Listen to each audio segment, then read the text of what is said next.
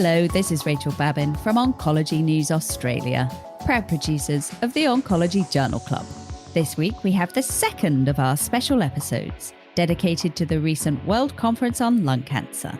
We get started with Anna Nowak chatting to Craig Underhill about mesothelioma. We have in-depth analysis from both Ben Solomon and Tim Clay.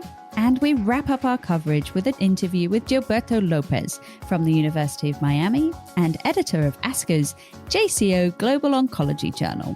Thanks to our hosts and interviewees, and a big thank you to you, our listeners. We hope you enjoy today's entertaining and informative episode. As ever, links to all of the papers discussed today are available in the notes. For the latest oncology news and podcast updates, subscribe to the Oncology newsletter for free on oncologynews.com.au. This is Rachel Babin, and this is the Oncology Podcast. Well, this is our second episode for World Lung. And did you know episode 1 has gone viral with Mayhem Tom? If you haven't heard it, it's really worth a listen. Mayhem Tom, aka our very own Tom John, having a little musical interlude. But don't worry, this episode will be just as good with a great selection of interviews, guests from around the world, and analysis with me, Eva Segalov, Craig Underhill, and Hans Brennan. So here we go.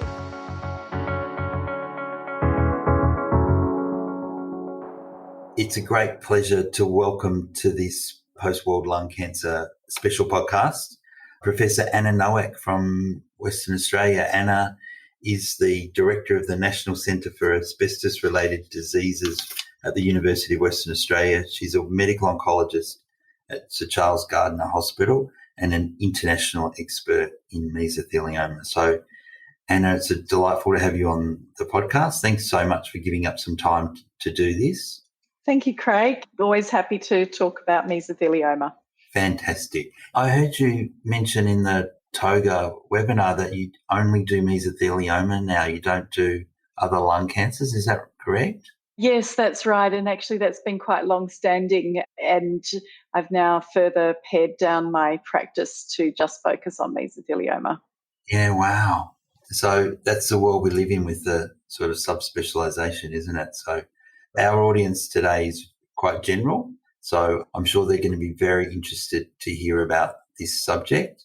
So we're going to be talking about the CONFIRM Phase 3 study presented at the Presidential Symposium looking at the role of nivolumab in relapsed mesothelioma. So, Anna, would you just like to outline the study and then the main findings, please?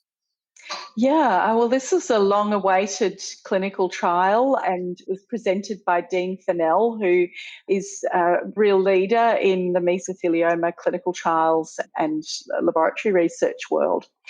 So this trial was for people who had previously received treatment for mesothelioma and they'd either received 1 or 2 prior lines of therapy. And that's important because patients were randomised to either nivolumab or placebo. So clearly second-line therapy is available for patients with mesothelioma, but perhaps not so well evidence-based. So as a second or third-line therapy, patients received either 240 milligrams nivolumab every 14 days or matched placebo in a 2-to-1 randomisation.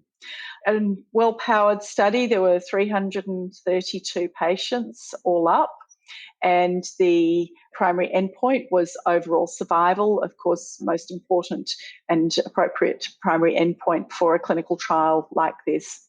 And the fantastic news for our patients was that nivolumab did show a benefit over placebo in second or third line for advanced mesothelioma.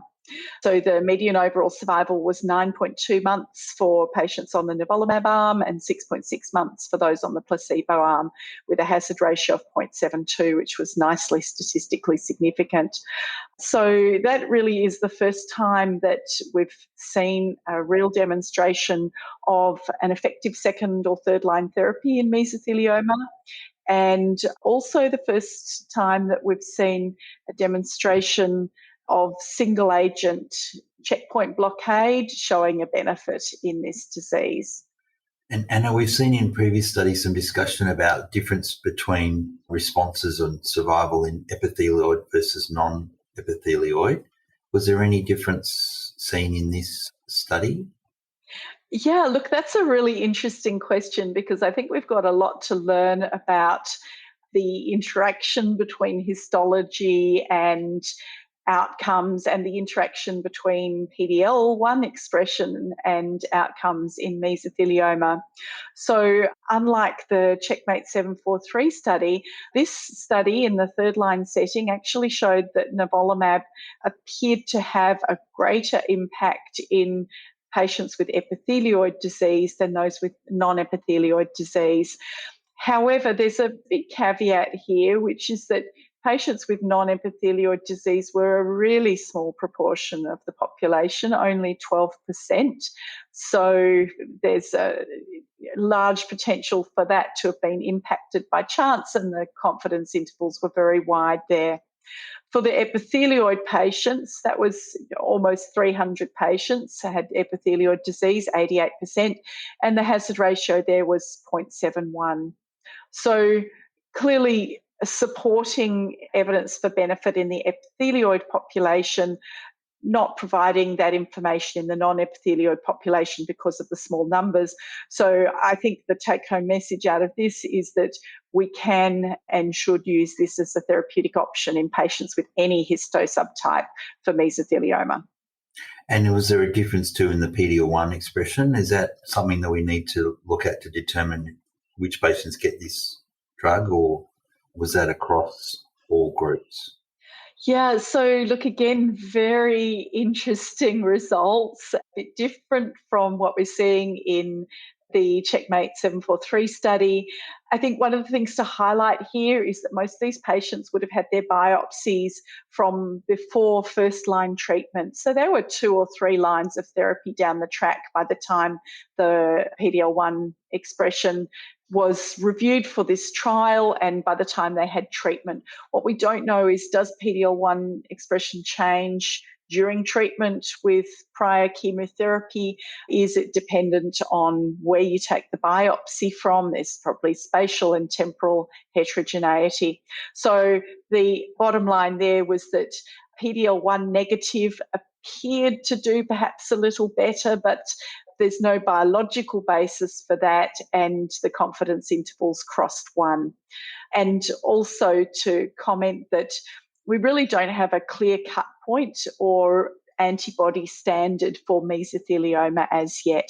So I would not be selecting patients for this treatment on the basis of PD-L1 status. Great, thank you. So off study, if you have a patient who's had chemo and we can able to access checkpoint inhibitor, and I know there's differences in each jurisdiction, different states in Australia have sort of different compensation programs for having a diagnosis of mesothelioma, but I've had quite a few patients utilise their compensation to access the drug. So long-winded way to ask the question, off study, is this something that you ask patients to pay for? Or are you able to access it a different way?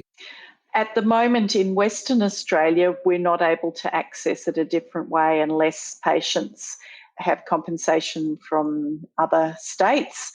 But we do ask patients to consider self-funding it on the basis of the information that we've got available. Also, very careful not to make patients feel that they are doing themselves a huge disservice by being unable to access this, because I don't think that that helps anyone. But I'm hopeful that we'll be in a situation at some point where this is on the pharmaceutical benefits scheme. So I had an interesting anecdote to tell you, Anna. I had one of the first patients I ever asked to buy it, and she had a significant payout. So she did decide to purchase it, but she decided to buy 6 months. And she had a complete response on PET, and that's been maintained now for more than 3 years after 6 months treatment. So it's a really interesting little anecdote. I can't remember whether she was epithelioid or not, but she's doing fantastically well. So it's nice to see responses like that. So who would have thought This is someone who was refractory to chemotherapy, and she decided to buy the drug. And 3 years later, she's in remission. So that's been a nice little story to see. It is fantastic in mesothelioma to be hearing and seeing outcomes like that for our patients, because new developments have really been a long time coming. But I think that does highlight the point of how do we actually understand the biomarkers, and how are we able to guide our patients to understanding whether they will have a good response to treatment or not, and really looking forward to understanding a bit about the translational work that will come out of Confirm. And I'm really confident that that will be good quality translational work if it's led by Dean Fennell, who's an exceptional researcher. And just quickly, was there anything else in the meeting that took your eyes? Like, was there any tantalising teasers of where we go next with mesothelioma, next trials, or something that you'd be, if you could access a drug, you'd want to use? Look, I would say from World Lung this year, not at the moment. We're still very much looking at CAR T cells against mesothelin, for example. There's quite a lot of activity in that space, and there are unreported clinical trials of dendritic cell therapy in mesothelioma. I think at the moment we're seeing these clinical trials complete and come through for the checkpoint inhibitors, but we're probably going to have to wait another couple of years to see the next round of large trials come through.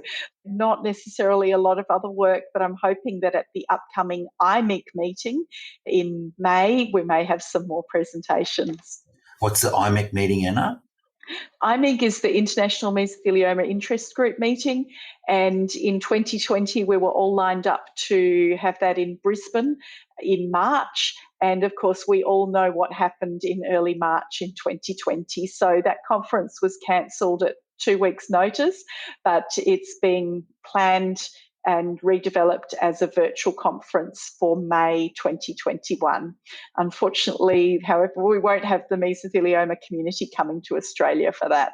It's a shame. Well, anyway, let's hope that we have something more exciting to talk about after that meeting. That would be great. Fantastic. So thanks, Anna, so much for coming on the podcast. We look forward to talking to you again soon. Thank you, Craig.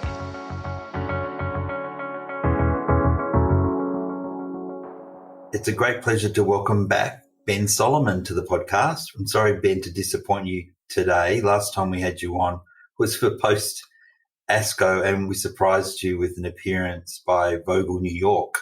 So we don't have that today, but it's a great pleasure to have Professor Ben Solomon back. Ben is a medical oncologist at Peter MacCallum Cancer Centre, obviously interested in lung cancer. That's why he's on the show, and in particular targeted therapy. So thanks for coming on again, Ben.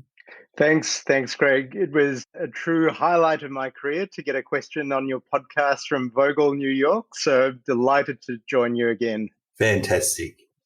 So I've got two really interesting papers in the field of targeted therapy, lung cancer. So the first one we're going to talk about is Codebreak 100, registrational phase 2 trial of sotorasib in KRAS G12C mutated non-small cell lung cancer. Do you want to tell us a little bit about this paper, Ben? Absolutely, Craig. So sotorasib, you pronounced it correctly. It's the first-in-class KRAS G12C inhibitor. This compound broke on the scene last year with a publication in the New England Journal of the phase 1 study. That was a study which reported on the results in 59 patients with non-small cell lung cancer and G12C mutations, where we saw a 32% response rate and a median progression-free survival of 6.3 months. So this, as you said, was the phase 2 of this study. It was a bigger study in 126 patients. These patients all had previous treatment, mostly with chemotherapy and with immunotherapy. Importantly, they didn't have brain metastases, and we can talk about this later perhaps. And they were all treated with sotorasib at the recommended phase 2 dose, which is 960 milligrams daily.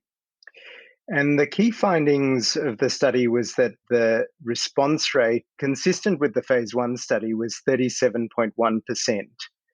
The median progression-free survival was 6.8 months. And in the responders, the median duration of response was 10 months. I think the key things are that this study confirmed the results of the phase 1 study. It showed that it was effective, but in a subset of patients. The drug was pretty well tolerated with oral agents. Toxicity profile is important, and the main toxicities were grade 1 or 2 GI toxicities, which seemed to be well managed, and discontinuation only occurred in 7.1%. I think another interesting finding of this study was that response rates perhaps were a little bit higher in patients that had co-mutations in a gene called STK11 or LKB1, suggesting that there might be heterogeneity in this population. And Craig, there's a phase 3 study which is ongoing now in the second line setting, which is called CodeBreak 200, which is studying the second line comparing this drug to docetaxel. So this was a registrational study. This is a tough group of patients to treat, having failed other treatments. So do you think this will enable the drug to be registered? Do you think that response rate and duration of response was enough? I think it is a first-in-class compound, and we haven't had targeted therapies for this population. And certainly in the second-line setting, our only reference is docetaxel, which historically has a response rate in the order of 10%. So in that context, I think the study confirms the impression that we got from the phase 1 study that it does have likely to have a higher response rate and longer duration of response than our current standard of care for patients. So I think it is likely to get registration on this basis. The jurisdictions around the world will probably require results from the confirmatory phase 3 study, which is ongoing. But I would be stunned if this doesn't win in the phase 3 study, bearing in mind how low a bar docetaxel is. Yeah. And it's a reasonable large group of people, isn't it? I see from the information in the abstract that it's about 13% of lung cancer. So when you translate that into the common nature of lung cancer, there would be more patients than probably for things like perhaps like gastric cancer or some of the other upper GI cancers perhaps. So it really is an unmet need.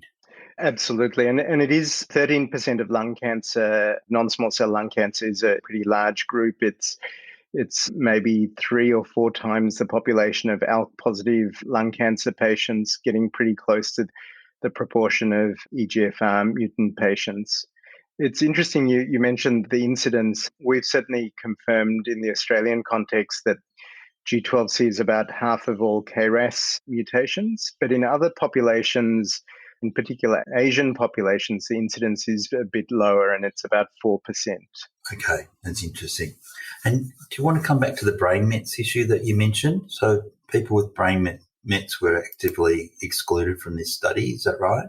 That's right. So inclusion criteria for this study, and indeed the phase 1, was that patients had to have no active brain metastases. So you could either have a scan which showed no mets, but if you did have brain metastases, they had to be previously treated and documented to be stable.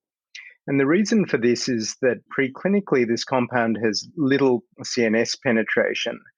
That's a potential limitation for this compound and a few others in its class, given that we know that brain mets are a huge problem in patients with lung cancer, including KRAS patients. Yeah. And there's other KRAS inhibitors in development. There seems to be quite a few around at the moment with various feasibilities coming through the trials unit. That's right. The furthest along is a compound called agarasib, developed by a company called Mirati. You will have seen feasibilities for that going around email boxes towards the end of last year. And there are a number of others, including a compound from Genentech, which is in phase 1, and several other companies have other G12C inhibitors, which are also going into trials this year. Great. So exciting time, new molecules and looking like some more obviously more clinical trials to come to try and work it all out. Yeah, no, absolutely. And I think a challenge will be, with these new compounds, whether they're distinguishing features like brain penetration, but also the real challenge of how can we lift this response rate above the 40%. And it'll be really interesting to see what combinations are explored and which of those combinations really can push the response rate for these patients. Fantastic. So let's just switch track a little bit. Got another molecule to talk about. You nominated to talk about this, and I can see why now because you were a co-author on the presentation. So congratulations. So this drug sounds like a brand of detergent or something. It's a phase 1/2 Trident-1 study of repotrectinib in patients with ROS1 positive advanced non-small cell lung cancer or NTRK positive advanced solid tumours. So Ben, take it away. Tell us about this study and this drug. So for the listeners of the podcast, Craig, I think, is thinking about Trident, which might be a brand of dishwashing liquid. It might be. But I can assure your listeners, Craig, that that's not what the trial was named after. I thought this was an interesting trial to talk about because the first trial we talked about was a first-in-class, first-generation compound targeting KRAS. This is probably a third-generation ROS1 inhibitor. It's pretty incredible that we've moved from crizotinib, which was the first-generation, first-in-class ROS1 inhibitor, which we had results for probably just over 6 or so years ago, to these new sort of improved second and now third-generation compounds. So repotrectinib, interesting story with this compound. The same person who designed crizotinib and lorlatinib also designed this molecule, which is called repotrectinib. And it was originally designed as an inhibitor of both ALK and ROS1 as well as NTRK. And it turned out that it wasn't such a great ALK inhibitor. But this trial shows that it does seem to cut it as a ROS1 inhibitor. So the results presented at World Lung were in the ROS1 cohort, and in particular patients who had not had prior TKIs. And in this cohort, in this group of untreated ROS1 patients, the response rate was about 90%. We talked about the 40% response rate with sotorasib, and we're quite used to seeing response rates of 70% or so with a lot of other drugs like the EGFR inhibitors. So this 90% stands out as a 9% or 90%? 90%. 50% in their tumours. That's incredible. Yeah, and by comparison, crizotinib, which is a very effective ROS1 inhibitor, has a 72% response, and that translated to a 19-month PFS. We don't yet have the PFS data for this compound, but it's likely to translate at least as long and probably much longer PFS. And this is a trend we've seen with other oncogenes, with EGFR. We've seen the development of osimertinib, which has now taken over from gefitinib and erlotinib as a first-line therapy. We've seen it with ALK inhibitors, and this really reflects how quickly our field of targeted therapies moves. Amazing, isn't it? And again, low toxicity. I was just looking at the abstract, a really small number of grade 3, no grade 4 toxicity, so looks to be well tolerated. It does, but the toxicities are different to some of the other compounds. The main toxicities are dizziness, constipation, and taste alterations, which are actually quite similar to entrectinib, which is a compound which has recently been approved in Australia for treatment of ROS1. So I think as we get these newer drugs, it's important that clinicians be familiar with the toxicity profile and explain that to patients and be aware of how to manage the profiles. So where to now for this drug? Presumably it's going into phase 3 studies, is it? Or Yeah, that's a really good question. So crizotinib and entrectinib were approved on the basis of single-arm studies without the need for a confirmatory study. And ROS1 is about 1% of lung cancer. We talked about KRAS being 13% of lung cancer. So it is logistically challenging to do a phase 3 study. So I think the plan is to get a larger cohort of patients and to get data that's robust enough for approvals around the world. There's also interest in looking in the second and third line setting, and we know that this drug can inhibit mutations like there's a mutation called G2032R, which causes resistance to crizotinib, and lorlatinib's not super good at inhibiting it. And this drug certainly preclinically seems to be effective against that mutation. So it's potentially an option in patients who progress on crizotinib and other TKIs as well. Great. So meanwhile, out there in the real world, I would say, and I don't mean to be disparaging with the big institutions, but I mean, out there where our listeners are, one of the issues, of course, getting all the testing for all the molecules done. So in your own institution, what's the practice now for newly diagnosed lung cancer patients? Are they all tested against a panel of genes or?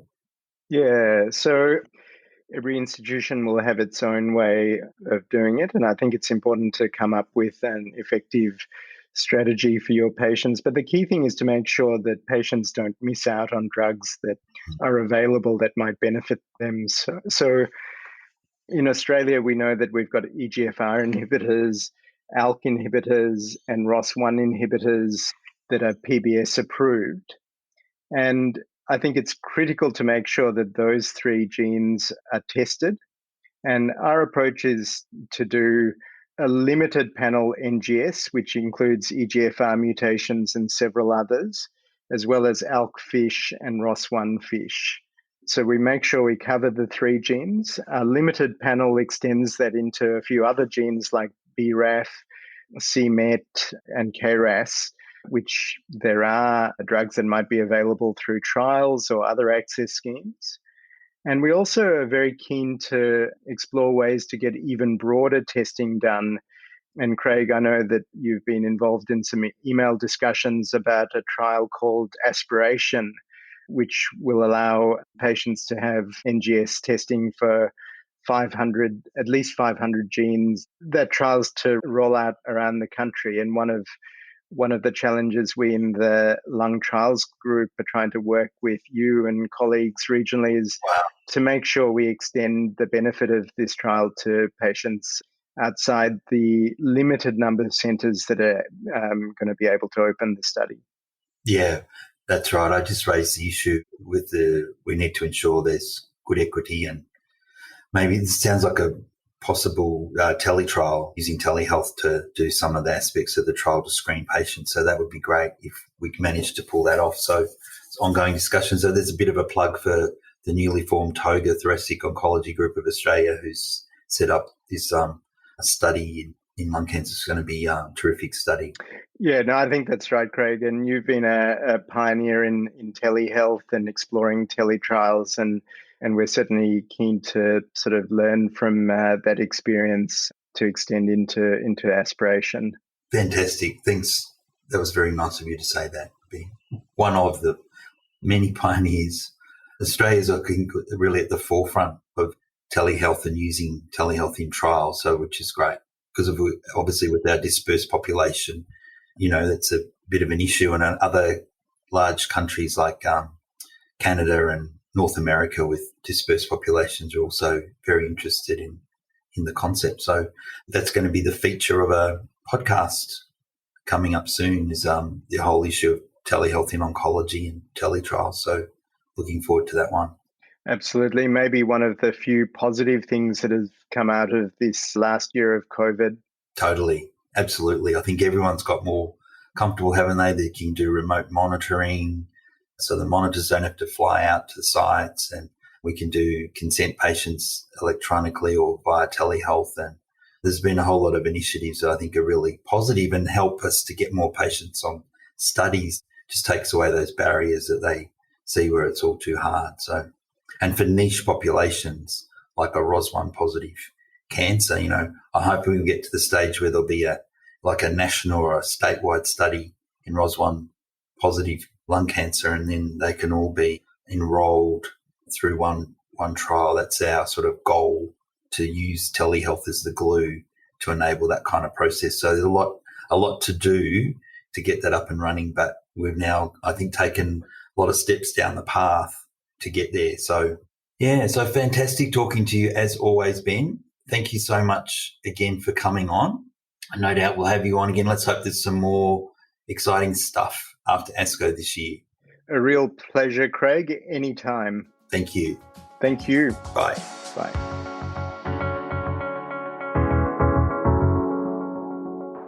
So it's a great pleasure to welcome Tim Clay to the Post-World Lung Cancer Symposium special. Tim is a practicing medical oncologist in Perth, Western Australia. He works at St John of God Hospital in Subiaco, has a particular interest in lung cancer and breast cancer. He's a very active member of the new TOGA Thoracic Oncology Group of Australia.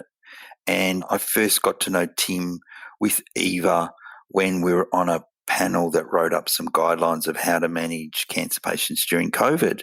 We'll put that in the links as well. So that was a paper we did during the first lockdown last year, and it's been widely cited and a useful guide for people in regions with a population of COVID patients. So Tim, great pleasure to welcome you on. Thanks for doing this. Thank you for having me, Craig. My pleasure.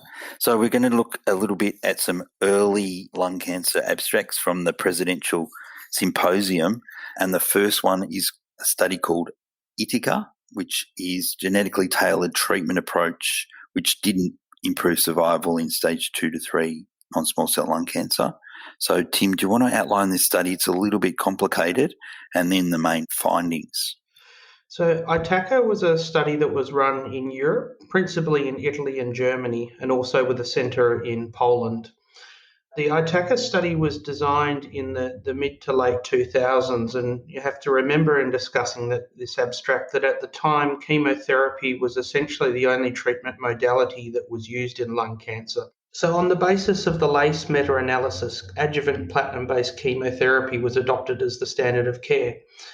In this study, the authors were using two markers that were putative for response in metastatic disease and attempting to tailor their adjuvant therapies on this basis. The two markers that they looked at were expression of ERCC1, which is a marker of resistance to platinum-based therapies, and thymidylate synthase expression, which is a marker of resistance to pemetrexed. The group had previously done a translational study and determined median cut points. And so in their clinical trial, they randomised patients either to receive standard cisplatin-based doublet chemotherapy or experimentally directed therapy. And the study gets a little bit complicated to describe, so bear with me.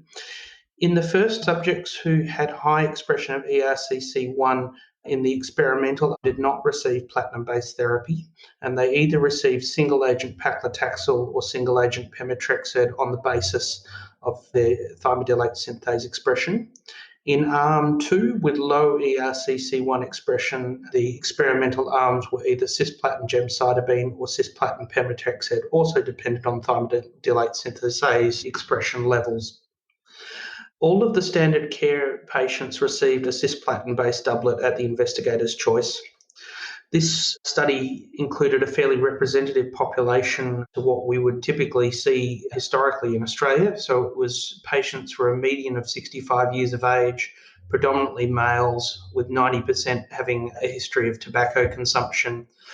The final analysis was presented, and this looked at the overall survival endpoints. In the study, the reported study outcome was a hazard ratio of 0.76, but this did not reach statistical significance with the hazard ratio just crossing 1.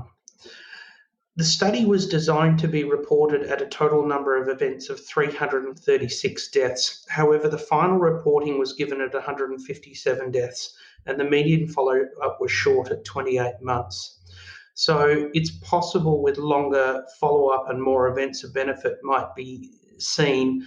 And I think the upshot of this study is that there are ways that we can personalise chemotherapy, but we still haven't quite worked out how to do that in routine practice.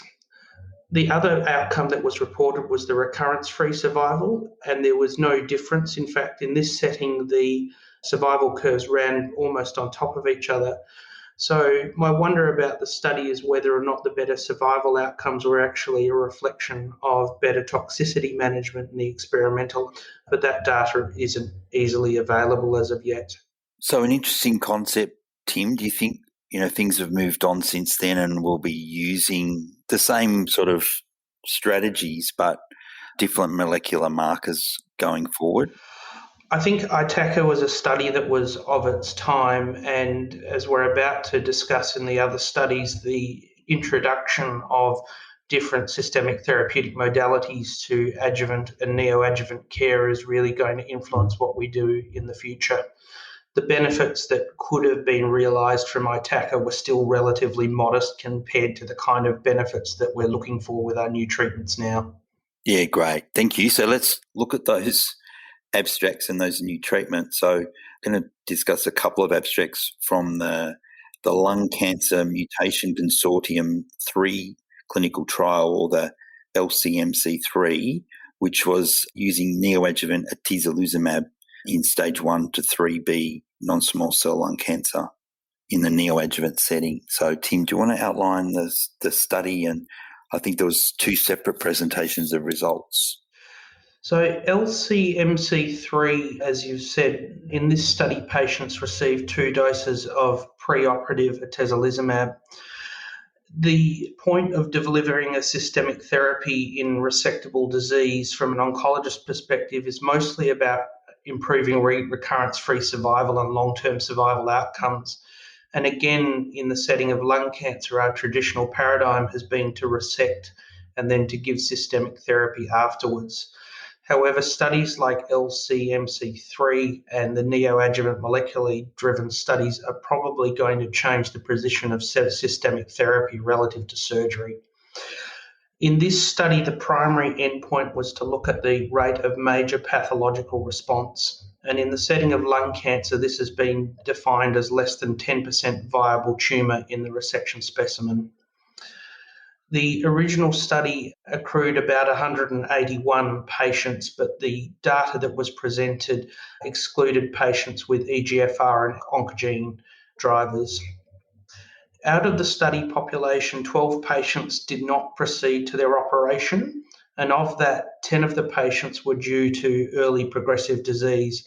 So one ability or one option that neoadjuvant therapy allows is to avoid futile surgery in patients who have disease that's going to behave aggressively.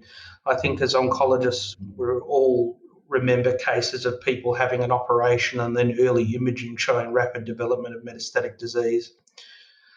In this study, the patients mostly had stage 2B or 3A disease.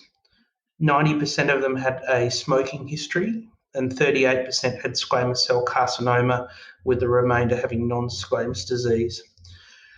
The headline result of this study was the rate of major pathologic response being achieved in 21% of patients, with a pathological complete response being seen in 7% of patients. In the plenary session, the paper presented by Dr. Jay Lee was looking at perioperative outcomes from the intervention. So does neoadjuvant therapy affect the ability to operate? An interesting area of this presentation, I thought, was the significant rate of patients undergoing open surgery. So of the patients presented, 101 patients started with a minimally invasive operation, either a VATS or a robotic operation, and of this, 15 were converted intraoperatively to open surgery. However, 58 patients were planned to have open operations to start with, and to my mind, based on some of the data we saw at World Lung a few years ago, that still seems like a high rate of thoracotomies. Fortunately, in the study, the rate of perioperative morbidity and mortality remained low. There were only 5 intraoperative complications that were considered significant, and all of them were able to be managed successfully. The length of postoperative hospital stay was 7.5 days, which compared favourably to matched historical data, and the rate of perioperative mortality was relatively low at 1.2%, again better than historical data. A second abstract was presented by Dr. David Carboni looking at pathological outcomes in this patient population. And the major pathological response rate was seen to be higher in women in patients with node-positive disease, increasing PD-L1 expression and tumour mutation burden, some particular immune subsets. And interestingly, there was a lower rate of major pathological response seen if there was an STK11 mutation present. And it's known from the metastatic setting that patients with these mutations tend to have lower responses to immunotherapy. So I think another important point of this study is the fact that in the neoadjuvant setting, we're going to be tailoring therapies in the same way that we do in metastatic disease. There are at least 4 major neoadjuvant studies that are recruiting and randomising patients to combinations of chemotherapy with placebo, chemotherapy with immunotherapy, or immunotherapy doublets. And I have little doubt that this is going to influence what the accepted standard of care is in the coming years. I think the perioperative lung cancer space is very exciting in the same way that we've had a lot of excitement in the metastatic space around immunotherapy and targeted therapies. We'll be managing our patients in the same way in the early stages in the near future. Yeah, that's right. We're seeing now a move towards neoadjuvant treatment in a wide variety of tumours, and we interviewed Georgina Long about melanoma data recently, and it may be that it's a different environment as well that's actually means that the immunotherapy is more amenable to a response. So the surgeons always talk about they're concerned about that early progression, Tim, and you mentioned that you're also helping to select out patients where surgery may be futile. But do you think it's the combination of the chemo and the immunotherapy that may help see more rapid responses earlier on, like we tend to see in the advanced setting? I think that's possible. I think we have the same discussion in the advanced environment about whether or not to use combination therapies or immunotherapy on its own. I think the concept that someone might progress to not be able to have surgery speaks to their biology more than the technical ability of the surgeon. One has to remember that even with successful surgery in the era where chemotherapy was our only adjuvant therapy, the rates of relapse were still very high. I think that the thoracic surgeons as a group will come around to neoadjuvant therapy, and really it's a paradigm shift. We've seen many other surgical groups like the head and neck surgeons and the colorectal surgeons and the breast surgeons adopt this as a standard of care. I think the challenge for the thoracic surgeons is that if you have significant scarring or fibrosis as a result of the neoadjuvant therapies we deploy, although they can operate successfully, the technical challenge for them is a lot greater. Is there any evidence of that as an issue, Tim, with the scarring? I mean, they tell us anecdotes about that, but do we have robust data on that? Do you know? I haven't seen a lot of robust data in that space personally. When I've asked the question at meetings, the presenters or the discussants have downplayed that as a significant issue. However, anecdotally speaking to our own surgeons, they don't enjoy the experience of operating after preoperative therapy. But again, I think it's a learning curve, and as we do it more often, they'll become more comfortable. Really, the shift to preoperative therapy will be pushed upon them if we can demonstrate that it makes a big difference to the patient and their long-term outcomes, because at the end of the day, we're trying to maximise survival while minimising short-term and long-term morbidity. That's right. And I think the good thing about the lung cancer field is that, there's a pretty much universal capture of patients through MDTs preoperatively. So if we have robust data that there is a survival benefit or other benefits for the neoadjuvant approach, I think it'll be an early adoption of that practice in lung cancer, I'm thinking. I think the other thing that will assist the situation is the increase in the number of surgeons who are dedicated thoracic surgeons. Historically, this group of surgeons have been people that split their time between cardiac operations and thoracic operations. And I think you'll see an increasing number of dedicated thoracic surgeons who limit their practice to this area of expertise. Yeah, good comment. We see the same thing in our own, in state of Victoria. That seems to be the way that it's moved already, probably in most centres as far as I'm aware. So some really interesting stuff. I'm really looking forward to seeing some more in this space. In fact, some of the surgeons are kind of keen to jump on it already. So it'll be an interesting time. Is Toga planning any studies in the neoadjuvant space? Are you aware? I think there's been discussion and enthusiasm, but the neoadjuvant space has in some ways become the domain of pharmaceutical companies as they realise that this is an area where their therapies will be very useful. Yeah, great. So little plug again for Toga. For people who are interested in lung cancer, jump on the Toga website and join up.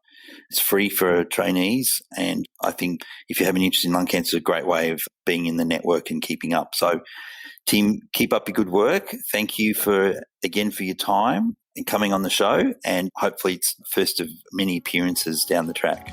Many thanks, Craig.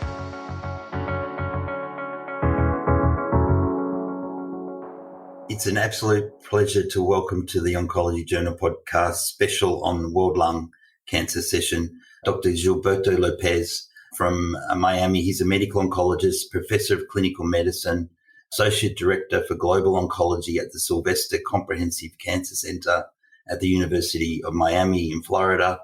He's an editor-in-chief of ASCO's JCO Global Oncology Journal. He's a committee member for the IASLC, ESMO and ASCO, and also a board member of the Latin American Cooperative Oncology Group, LACOG.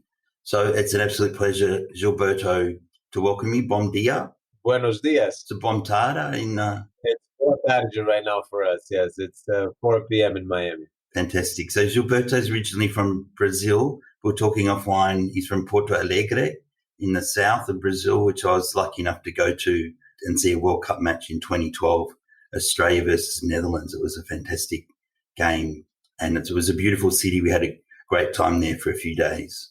Indeed it is. And we have 2 football teams, soccer teams that we call in the U.S. that have reached the final of the World Club Championship. Wow, it's fantastic. All right.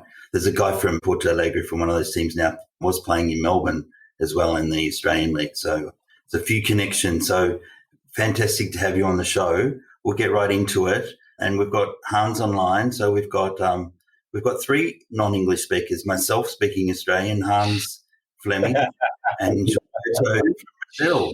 We're going to focus again on an international study from Asia, from Taiwan, with the talent study presented at World Lung. Gilberto, do you want to outline the study and the main findings of that for us, please? Absolutely. So the Taiwan lung cancer screening for never smoker trial, or TALENT, as you mentioned, was a very interesting and timely study performed in Taiwan. This was a nationwide lung cancer low-dose CT screening study that focused, as I mentioned, on never smokers.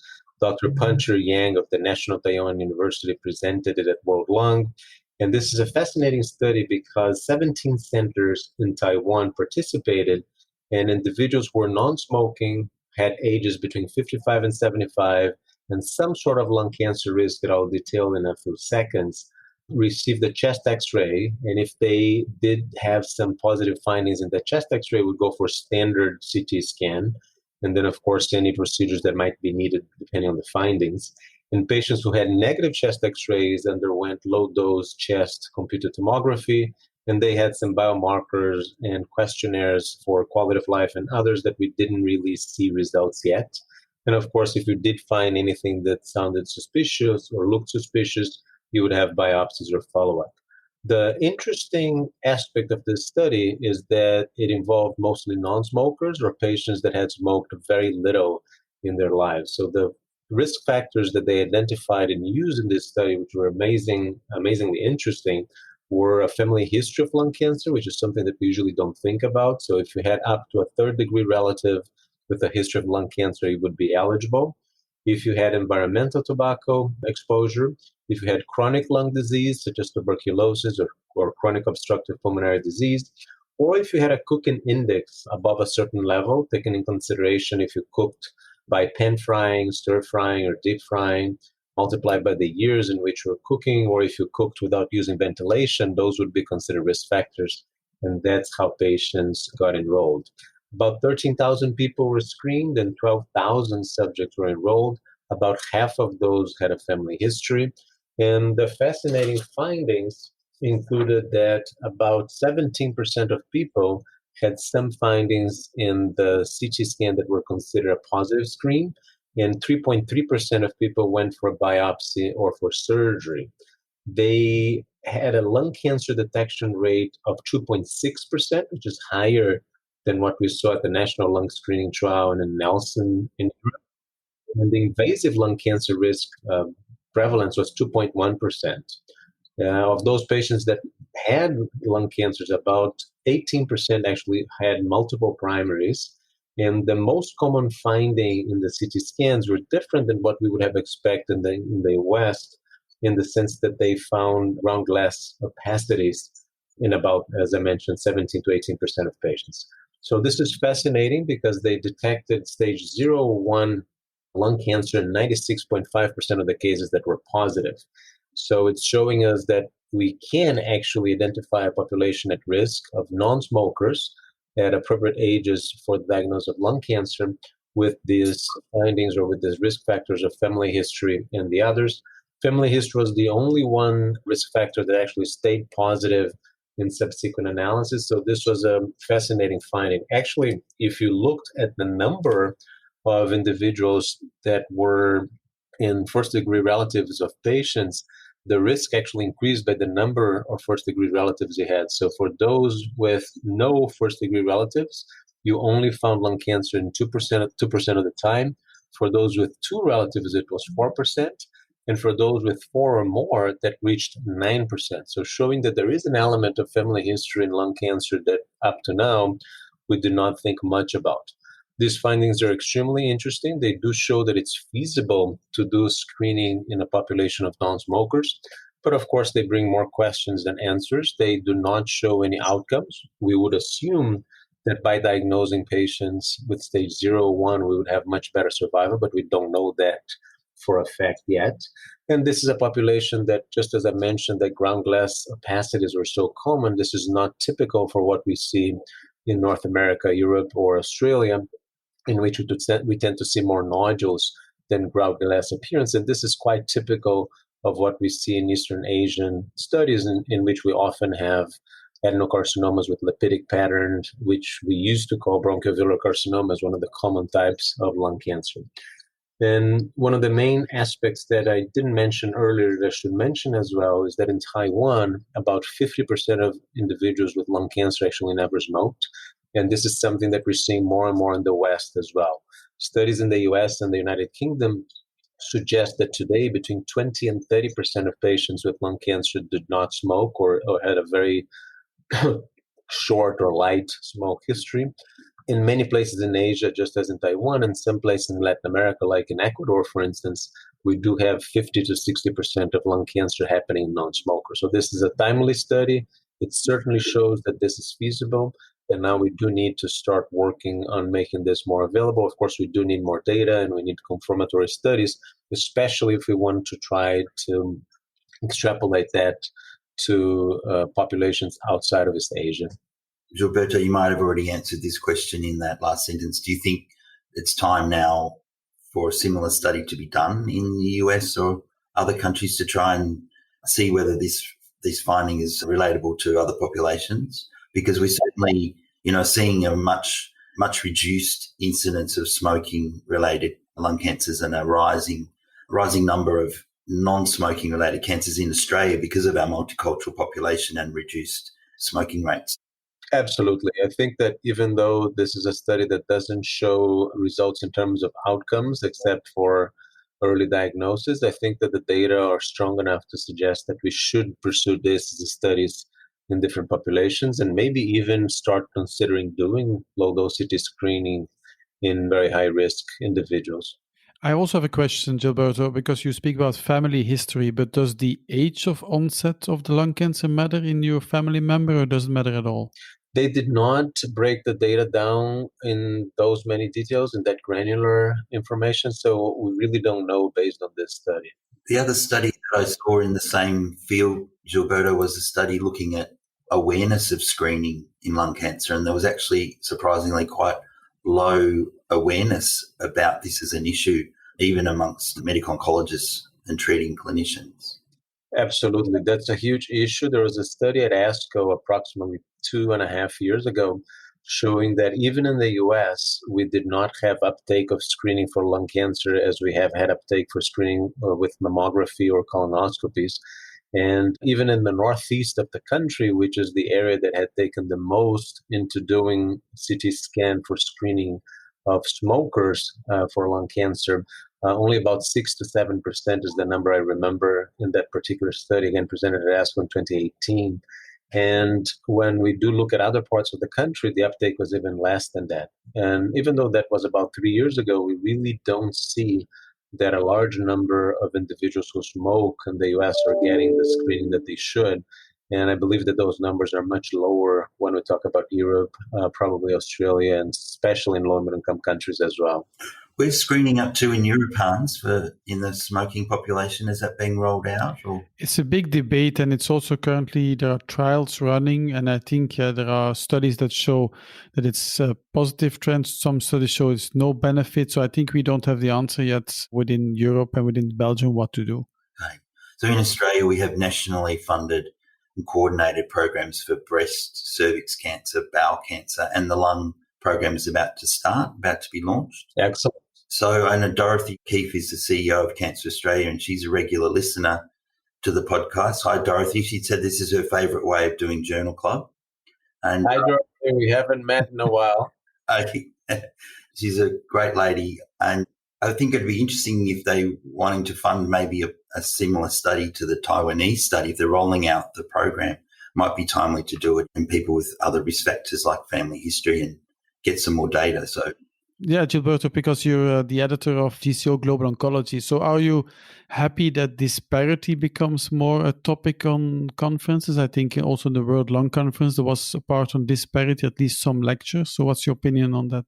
Absolutely. So I was one of the speakers for one of the sessions, and we had several topics that were discussed, including not just tobacco control, which is something that has been taken seriously in most countries. So even in my native Brazil today, fewer than 13% of adults smoke, which is very favorable compared to 30 to 40% in decades past. In the US, almost every single man used to smoke at the end of World War II, and that number is also down to 15% or less. So these are certainly important strides, except that if we think about 10 to 15% of the whole global population, that's hundreds of millions, almost 1 billion people. So it's still not time for us to declare victory in that front.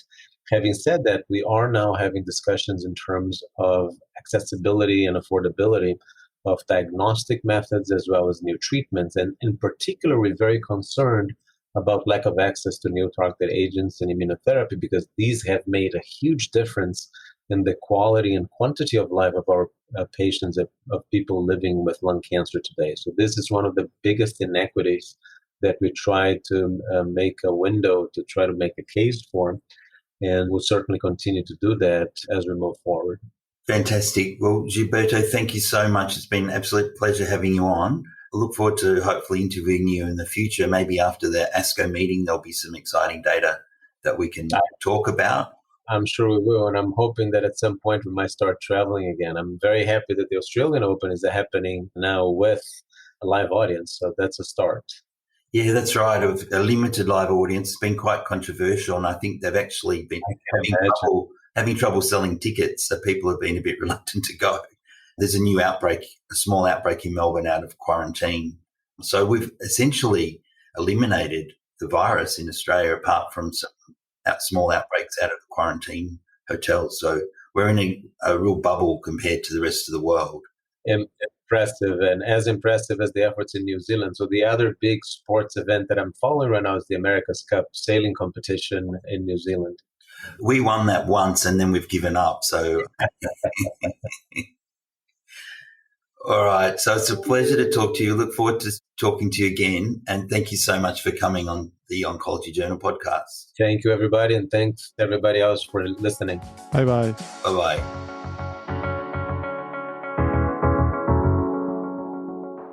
Well, 2 episodes of World Lung. We've learned a lot. We've had music, we've had laughter, and we've had top analysis. Thank you very much to all who've participated. Join us next time on the Oncology Journal Club podcast. You've been listening to the Oncology Podcast. If you enjoyed today's edition and would like to subscribe, head over to our website, oncologynews.com.au, and sign up to our newsletter. Thanks for listening.